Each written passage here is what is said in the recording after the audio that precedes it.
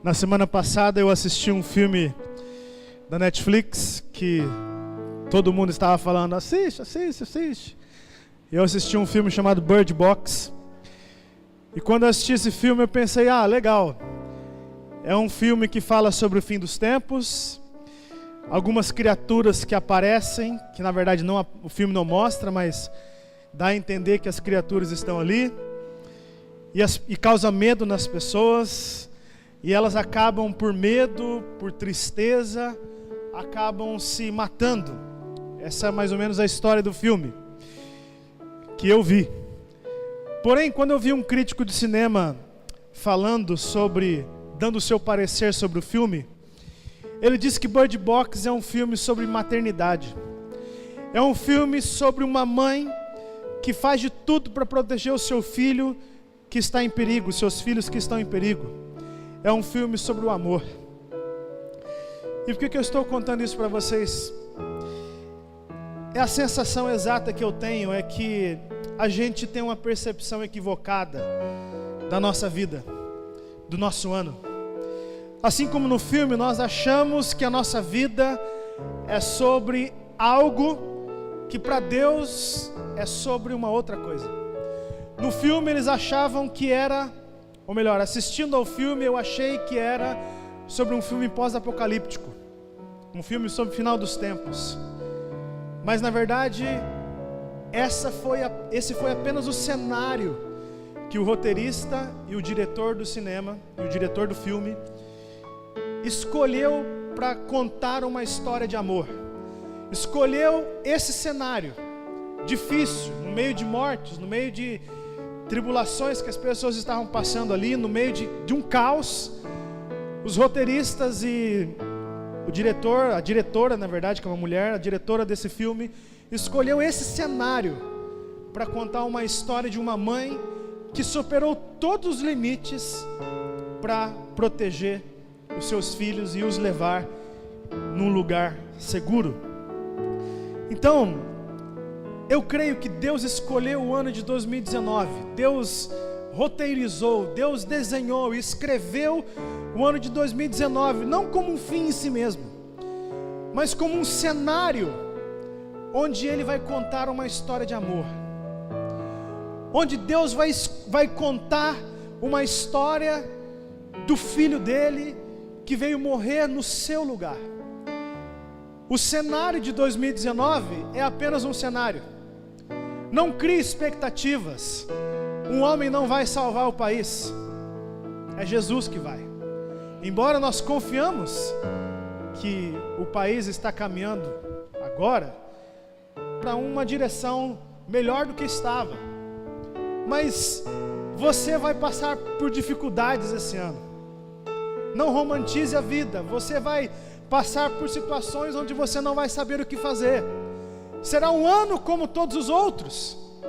Mas eu acredito que dentro desse cenário, Deus escolheu esse ano para ser o melhor ano da sua vida. O melhor ano da sua vida. E essa é a percepção que eu tenho. A percepção que eu tenho é que nesses últimos anos as pessoas supervalorizam. Elas supervalorizam as bênçãos, as vitórias que elas poderiam ter ou que elas querem ter. Elas supervalorizam as conquistas. E nós começamos dizendo para as pessoas, olha, feliz ano novo, que esse ano seja um ano de bênçãos. Isso não é errado. Ótimo, está ótimo, é isso mesmo. Mas eu estou orando no meu coração para que você considere que aquilo que Jesus vai fazer em você, que você considere muito maior do que Jesus pode fazer por você. Essa é a minha oração, para que você chegue no final de 2019 e em vez de pensar, olha, esse ano foi bom, eu consegui trocar meu carro, eu fui promovido na minha empresa, ou aconteceu isso de bom comigo, em vez de você pensar isso, você pense, esse ano eu confiei mais em Deus. Esse ano eu aprendi a amar aquela pessoa que era difícil demais para mim. Esse ano Deus me ajudou a perdoar aquela pessoa. Esse ano eu aprendi a depender mais de Deus. Você entende? O que Deus vai fazer no seu interior, o que Deus quer fazer no seu interior é infinitamente maior do que aquilo que Ele pode fazer por você aqui nesse mundo.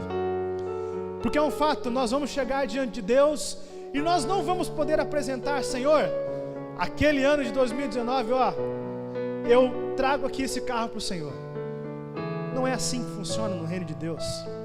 Mas nós vamos poder chegar diante de Deus e vamos dizer: Senhor, aquele ano de 2019 eu entendi o que significava o seu sacrifício na cruz. Eu entendi o que significa amar do jeito de Deus. Eu entendi o que significa dar uma segunda chance. Eu entendi o que significa perdoar quando a pessoa não merece. Eu entendi o que significa depender do Senhor. Por isso eu estou refletindo com vocês sobre convicções equivocadas. As pessoas têm convicções equivocadas a respeito de Deus e a respeito daquilo que Ele quer fazer. Então a minha intenção nessa noite é tentar mostrar para você, não tentar corrigir, porque isso quem vai fazer é o Espírito, mas é tentar mostrar para você um outro lado, tentar mostrar para você um outro lado da história, o jeito de Deus, se é que eu posso dizer assim. E a primeira convicção equivocada que muitos começam o seu ano é achar que o caminho mais rápido é o melhor para nós. Vamos dizer juntos para gravar no nosso coração?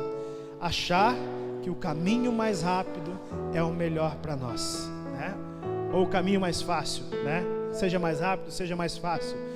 Nós, infelizmente, quebramos a cara quando achamos que sabemos o que é o melhor para nós.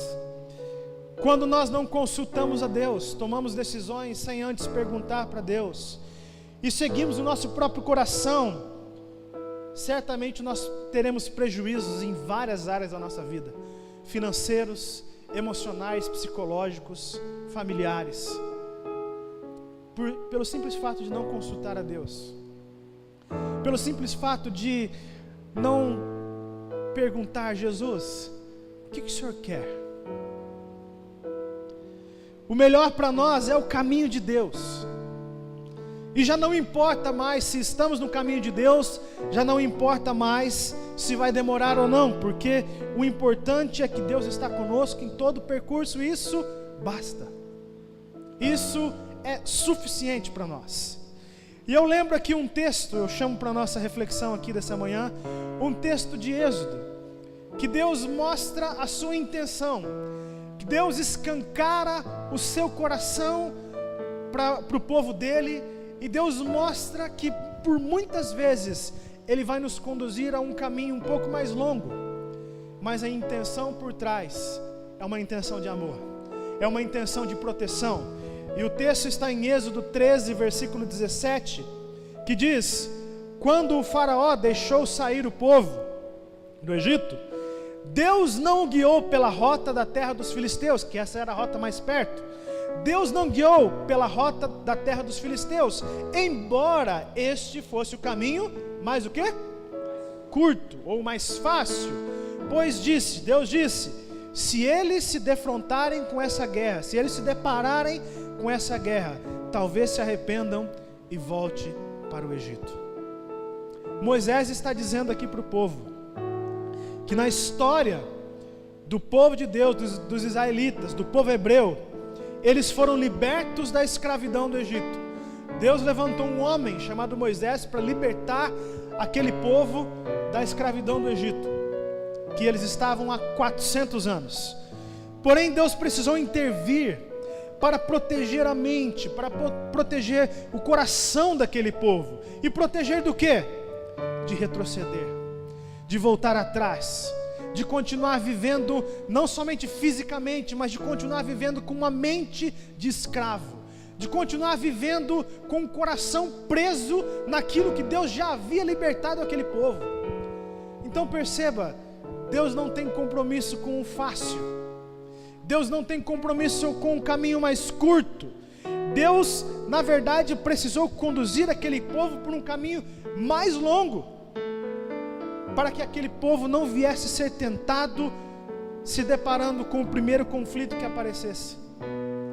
Você sabe quantas vezes você já não ouviu de pessoas dizendo assim: estou junto com você, conta comigo.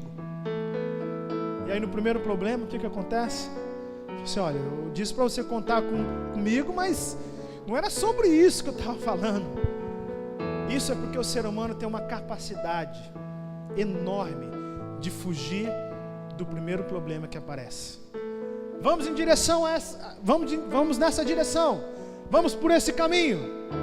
E aí, no primeiro problema, acontece algo que a maioria das pessoas retrocedem. Você lembra da história?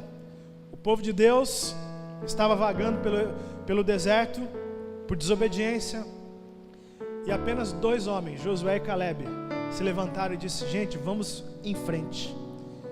Os demais disseram: vamos levantar líderes para voltar para trás, para voltar para o Egito. E começaram a murmurar, começaram a reclamar.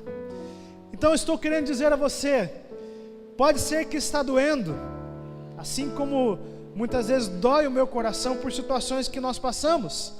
Pode ser que está doendo, pode ser que você está sofrendo, pode ser que você está passando por uma tempestade e esteja pensando: mais um ano que eu vou ter que lidar com isso.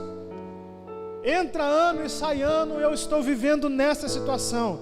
Pode ser que isso seja real na sua vida agora, mas também pode ser que Deus decidiu levar você por um caminho um pouquinho mais longo, por um caminho um pouquinho mais difícil, porque Ele sabe que você tem dentro de si uma natureza pecaminosa que te leva a desistir no primeiro problema que acontece, e Deus não quer isso.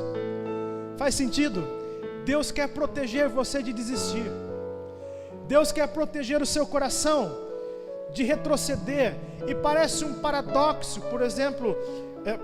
parece um paradoxo, porque justamente é o caminho mais longo na mentalidade humana, justamente é o caminho mais longo que abre mais brechas para mim desistir, para nós desistirmos. É justamente no caminho mais longo que a gente passa por mais dificuldades, e no caminho mais longo, passando por mais dificuldades, muitos vão querer desistir. Mas é também no caminho mais longo que nós temos tempo para conhecer quem Deus é, como o povo do Egito fez, para conhecer a sua provisão, para conhecer o amor que Deus tem por nós, para conhecer que o melhor dele, o melhor de Deus para nós, não se compara com aquilo que é bom para nós.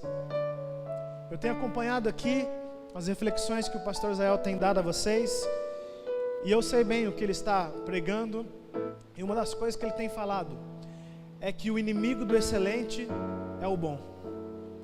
E às vezes nós nos contentamos com o bom, enquanto Deus quer o melhor para nós.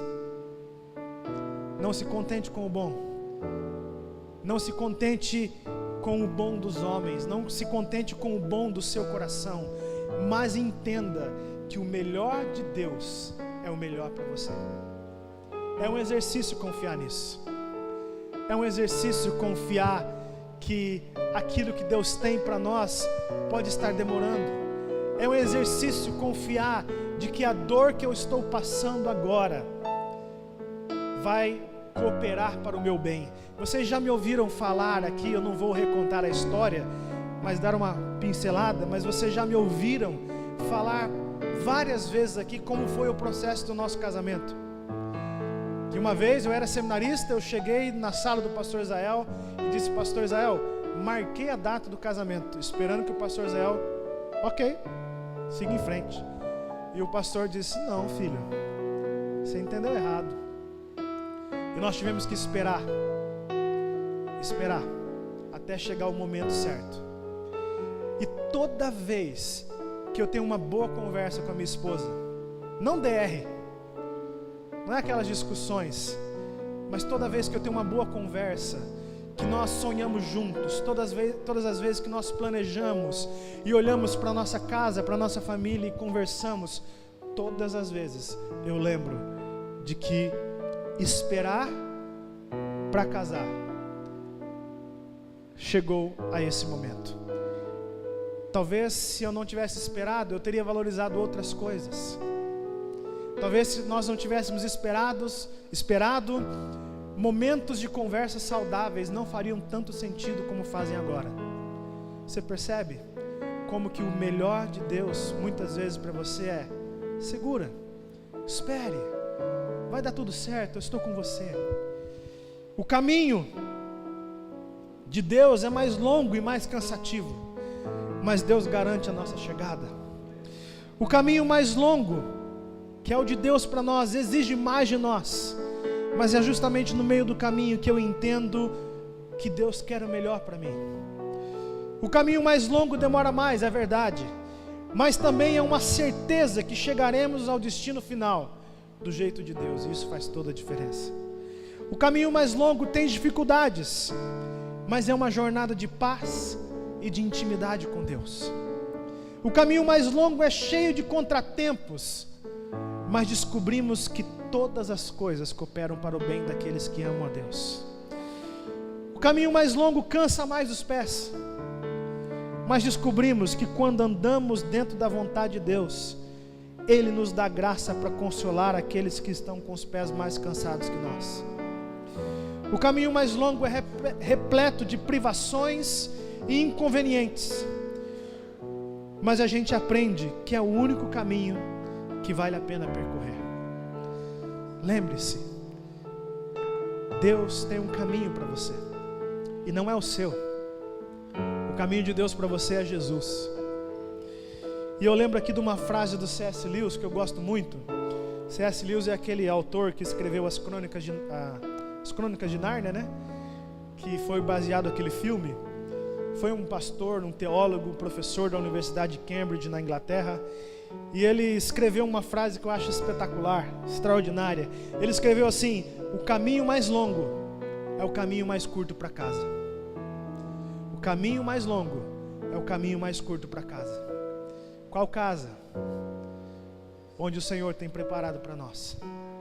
Está diante de você fazer uma escolha. Se você vai continuar seguindo o seu próprio caminho, o seu próprio jeito, se você vai continuar fazendo as suas próprias vontades, se você vai continuar percorrendo o caminho que Deus talvez já tenha falado para você, por aí não. Ou se você vai conseguir, ou melhor, a questão não é conseguir, porque Deus dá força para conseguirmos, ou se você vai continuar no caminho que você quer. Lembre-se disso. É um equívoco grande nós pensarmos que o jeito do brasileiro, a nossa cultura é uma cultura brasileira que chegar mais rápido e pelo menor esforço possível é o que vale. É o nosso jeito, a nossa cultura. Não adianta falar que nós não somos assim. A única coisa que muda essa cultura dentro de nós é Jesus. É a nova identidade que nós temos nele. Está diante de você colocar um GPS que se chama Deus e seguir o que Deus fala para você. E se Deus não falar, fica onde você está. Quando você coloca um GPS no carro, você não chega lá e você começa a dirigir, o GPS vai com aquela voz irritante, ele vai falando: vire à direita. Você não vira à direita? A vida cristã é assim. A vida cristã é assim. Jesus é a voz que nos dá a direção que nós precisamos. A dificuldade que nós temos é que essa voz não vai falar para nós vir à direita, mas essa voz vai nos dizer: perdoe aquela pessoa. Essa voz vai nos dizer: volte aonde você caiu. Essa voz que é Jesus vai nos dizer: permaneça firme naquilo que eu já te falei. Se eu não falei nada, fique parado. Essa é a voz de Jesus. E nós temos dificuldades com coisas que estão relacionadas ao nosso próprio querer. Por isso, o caminho mais perto, melhor, o caminho mais longo é o caminho mais curto para casa. O segundo equívoco que eu quero refletir com vocês é esse aí. Por favor, me dê tempo para explicar. O segundo equívoco é esse: acreditar que Deus não está demorando, Deus está caprichando. Quantos aqui em algum momento da sua vida acreditaram nisso? Levante suas mãos. Eu não quero Eu acreditei por muito tempo nisso. Eu repeti isso. Eu já compartilhei isso com pessoas durante muito tempo, né? Na verdade, até 2018 eu sempre acreditei nisso. Todavia, pensar que Deus está demorando, pensar que Deus não está demorando, Ele está caprichando, é um equívoco. E se nós vivermos o nosso ano de 2019 confiando mesmo que Deus não está demorando para nos dar a bênção, mas Ele está caprichando, a gente vai passar o ano de 2019 e talvez a gente vai chegar com a mesma conclusão em 2020. Ah, legal, e aí, que nunca chega? E nunca chega. Deus está demorando tanto, mas nunca está chegando. E eu lembro aqui de um texto que por muitas vezes eu cheguei até a pregar sobre esse texto, sobre essa expressão, que Deus não está demorando, mas está caprichando, e eu usava essa fundamentação que eu vou mostrar aqui para vocês, que está em Isaías capítulo 64, versículo 4, que diz assim: porque desde a antiguidade não se ouviu, nem com o ouvido se percebeu, nem com o olho se viu, um Deus que trabalha, que além de ti, um Deus além de ti, que trabalha para aqueles que nele esperam. Se você pegar esse versículo e pegar essa expressão, que Deus não está demorando, Ele está caprichando, faz todo sentido. Só que tem um problema. Quando nós lemos esse versículo, que Deus está trabalhando por nós, e nós então estamos esperando nele, podemos até pensar que de fato Deus não está demorando, Ele está caprichando. Porém, existe um problema, porque o significado dessa expressão nasceu com o intuito de fortalecer aqueles que estão esperando algo de Deus. A motivação não é errada, a origem dessa expressão não é errada. Porém, se alguém está esperando uma ajuda divina para resolver o seu problema, uma intervenção divina, ou um milagre acontecer, se essa pessoa está esperando, ela vai ficar esperando a vida toda. Deixa eu explicar por quê. Porque muda o foco da onde Deus está agindo. Eu não acredito que seja de todo errado essa frase, que Deus não está demorando, Ele está caprichando. Eu não acredito que ela seja de todo errada, mas eu acredito que a primeira parte está completamente errada. Ou melhor, a segunda parte está completamente errada. Porque é como se Deus estivesse concentrando a sua atenção e a sua força e preparando uma bênção que Ele tem para nós. Deus não precisa caprichar nada para ninguém, irmãos. Deus não precisa de tempo para caprichar nada para ninguém. Se nós lermos na palavra de Deus, começando em Gênesis, nós vamos ver Deus falando: haja luz, e houve luz. Quando Jesus veio ao mundo, Ele não fez de uma outra maneira, Ele reproduziu exatamente o que o Pai havia feito na criação.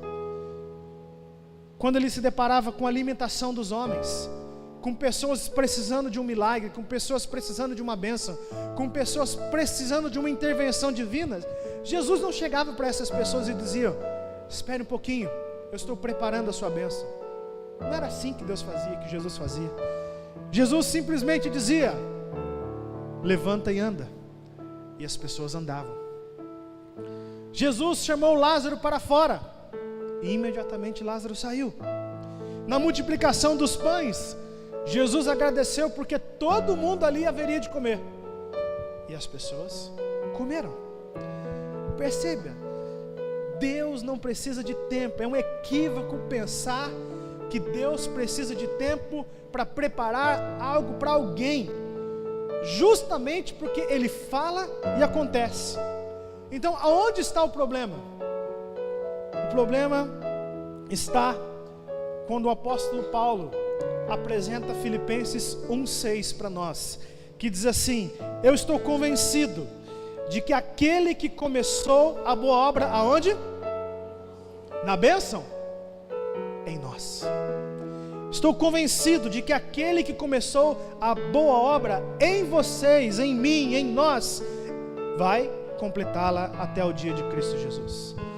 Esse é o foco de Deus no caminho da bênção, no caminho do milagre, seja como você queira chamar. Esse versículo nos mostra que o foco do trabalho de Jesus não está preparando bênção para ninguém, mas o foco do trabalho de Jesus é preparar você, é preparar o seu interior, é preparar o seu eu, é tirar o seu ego da frente, para que sobre só você e Jesus. O alvo de Deus não é preparar bênção para ninguém, porque quando Ele fala, na hora acontece. O alvo de Deus é preparar primeiro a sua vida, é preparar primeiro a obra-prima de Deus, que é você. Porque Deus sabe que justamente quando Ele entregar algo, quando Ele abençoar a sua vida de alguma maneira, Ele sabe que o seu eu de agora pode complicar e interferir negativamente naquilo que Deus tem para você no futuro. Por isso Deus precisa nos preparar, por isso Deus precisa dia após dia tocar o nosso coração, por isso que Deus precisa dia após dia moldar a nossa vida, e cabe a mim e a você perceber que Jesus está nos discipulando diariamente, nas pequenas coisas do dia a dia. E eu vou me arriscar, me expor aqui, para que você entenda. Vou usar um exemplo da minha vida pessoal, que é um exemplo do quebra-mola, para que você entenda. Eu nunca fui uma pessoa muito paciente com quebra-mola, nunca fui.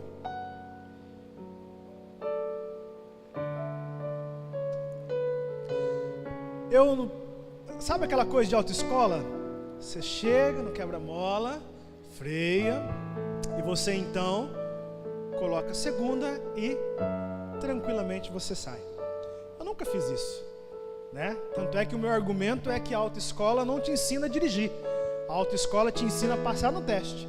Então, para passar no teste eu fiz desse jeito, mas depois eu fiz do meu jeito. Meu corpo, minhas regras, né? Então eu fiz do meu jeito. E aí é o caso. E aí a Letícia engravida. E ela começa a dizer: Gustavo, você tem que passar mais tranquilo no quebra-mola, isso me dá enjoo. E a primeira coisa que eu penso é: dá licença, eu sempre fiz assim. Esse é o meu jeito, né? E ela vai falando dia após dia, dia após dia, dia após dia. Só que tem uma vez que ela fala, que é o Espírito Santo fala para mim: realmente, Gustavo, você precisa mesmo. Ela falou ali: passe mais tranquilo no quebra-mola, por favor, está me dando enjoo. E aí eu já estava pronto para responder, e o Espírito fala no meu coração: ouça o que ela está dizendo, porque é verdade. Gente, o que passar no quebra-mola vai interferir na minha vida espiritual? Fala a verdade. Pode ser que você pense assim: realmente não vai. Realmente não vai. Mas quando nós temos o paradigma, quando nós temos a consciência de que Deus está usando as pequenas coisas do dia a dia para discipular você, para moldar você, você entende que até um quebra-mola interfere na sua maneira de amar. Até um quebra-mola, ou até uma coisa simples da sua vida, interfere em como você vai amar pessoas. Interfere em como você vai ficar com o coração endurecido e dizer: vou fazer desse jeito, vou continuar fazendo desse jeito, sempre fiz assim. Ou se você vai dizer: por favor, me perdoa, eu vou tentar melhorar. É assim que é a vida com Deus. É assim que é a vida com Jesus. Quando o povo hebreu foi libertado da escravidão do Egito, Deus não estava preparando a terra de Canaã. Tanto é que Moisés envia os 2 espias para observar a terra, e eles viram com seus próprios olhos: olha, a terra dá cachos de uva gigantes, aquela terra prometida manava leite e mel, a terra já estava pronta. E eu quero que você mude a sua mentalidade, a sua forma de pensar, porque aquilo que Deus tem para você já está pronto, já está preparado, e se não estiver, Jesus vai falar e vai acontecer. Só que para chegar até esse ponto, Deus quer trabalhar na sua vida, Deus quer trabalhar em você. E não é na pessoa do lado, é em você. E eu queria então sugerir algumas coisas aqui para você entender aonde que Deus está querendo trabalhar em você, né? Aonde Deus está querendo aperfeiçoar você. Esse texto de Filipenses 1:6, algumas versões, em vez de começou a boa obra, algumas versões está dizendo aperfeiçoar. E é isso que Jesus está querendo dizer a você.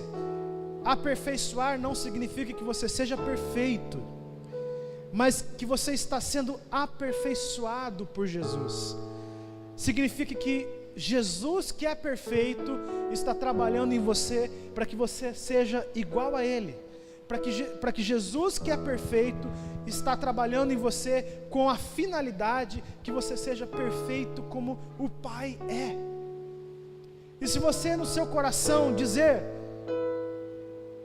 não, eu sempre fiz assim, não vou mudar, desista, fale para a pessoa, desista, eu sempre fiz assim, pode esquecer. Se você no seu coração verbalizar isso, pensar dessa forma, bloqueia o aperfeiçoar de Jesus na sua vida.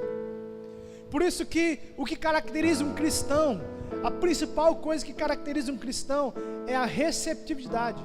Receptividade é o quanto você está aberto para receber a nova informação que Deus vai lhe passar, o novo jeito de se viver. E Jesus está querendo aperfeiçoar em você a sua maneira de crer, o seu jeito de confiar. Pode ser que você está crendo da maneira errada. Pode ser que você está crendo em algo, não em Jesus. Essas igrejas da mídia, elas sempre apresentam um tipo de fé que nunca foi bíblica e nunca será, que é fé na fé. O que é ter fé na fé? É quando o pastor dessas igrejas da mídia chegam e dizem: se você não tem fé, vem aqui que eu creio por você. Isso não existe, é um equívoco. Nós não temos fé na fé de alguém, nós temos fé em Jesus. E se nós não temos fé em Jesus, nós fazemos que nem aquele pai que está escrito nos evangelhos, que diz: eu creio, mas me ajude na minha incredulidade, me ajude na minha falta de fé.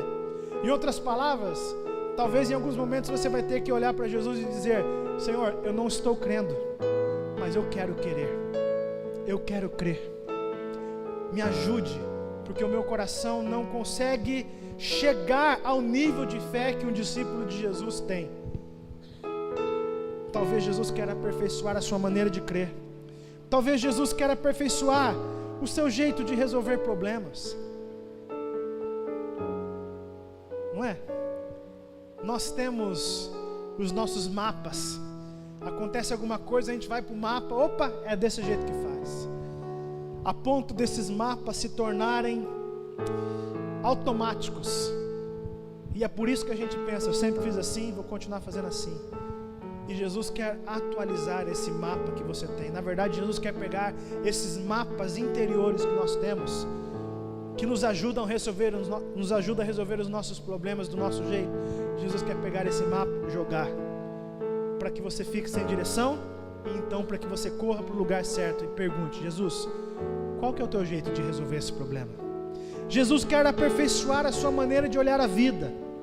Talvez a sua maneira de olhar a vida é uma maneira amarga, é uma maneira de alguém que sofreu muito, e Jesus respeita isso, eu respeito isso, mas você deixou isso ser a sua vida. Eu já tinha ouvido um pastor fazer isso com uma pessoa que ele estava aconselhando, e um dia, sem pensar, eu tive a oportunidade de perguntar a mesma coisa, e aconteceu a mesma coisa com que esse pastor que me contou a história disse. Eu ouvi a pessoa, ela estava passando por um problema, e eu perguntei a ela: como está a sua vida? E ela falou por 2 horas.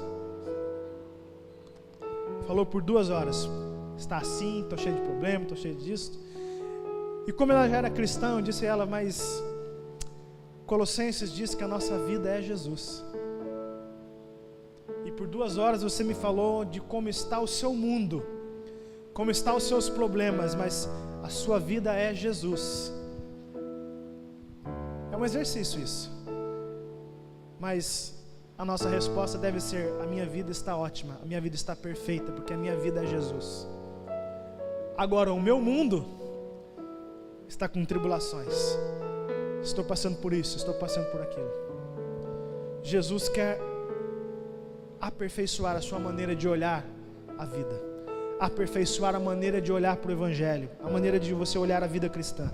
Jesus quer aperfeiçoar a sua maneira de viver igreja. Jesus quer aperfeiçoar a sua maneira de se relacionar com pessoas que são difíceis. Somos uma família, amém?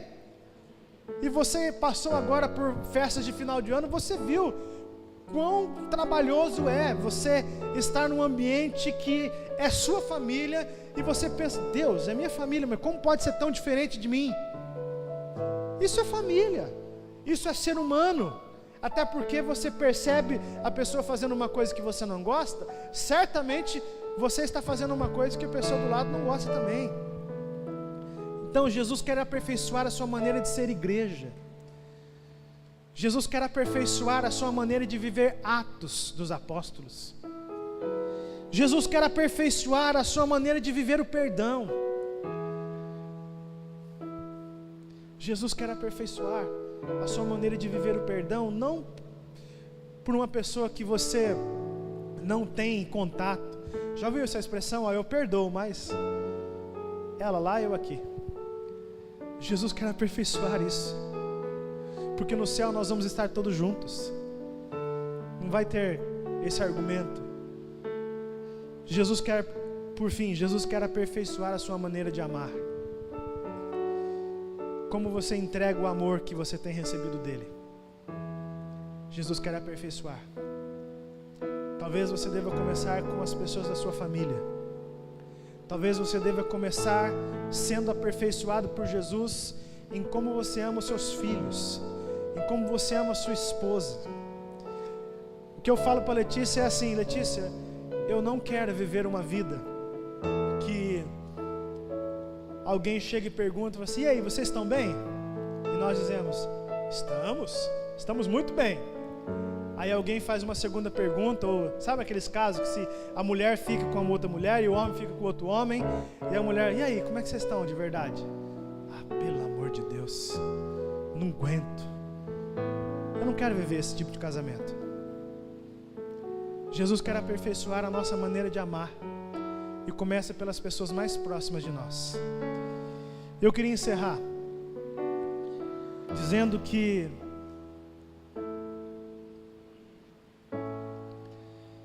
no começo do ano nós tivemos uma passagem de ano lá na igreja de Cianorte, e poucos dias depois eu voltei lá para organizar. E eu estava limpando a igreja, estava ali passando um rodinho ali, e no meu coração eu estava conversando com Deus. Falei assim: Deus, como é que eu vou viver isso esse ano? Me ajuda. Estava apresentando para Deus os meus medos. Senhor, não sei se vou dar conta esse ano, mais um ano desse jeito. E aí uma voz no meu coração falou assim: Gustavo, você precisa estar no lugar de mudança, porque no lugar que você está nunca vai acontecer nada. E esse é o grande problema, que é o que o pastor Israel pregou semana passada. Esse é o grande problema: entra ano e sai ano, a gente está na mesma situação. O nosso coração não está mais confiante em Deus, a gente tem convicções erradas. E esse é o grande problema, é porque nós não nos colocamos num lugar de mudança, nós não damos passos de fé.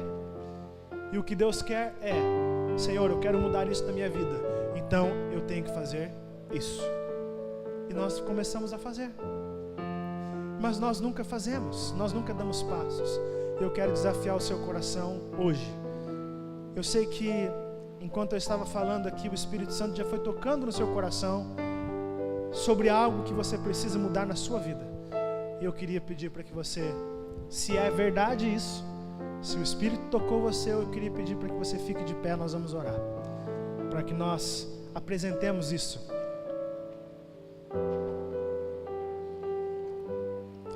Jesus quer aperfeiçoar você. O pessoal pode subir. Jesus quer moldar você, discipular você, mas Ele precisa de acesso, Ele precisa do seu coração.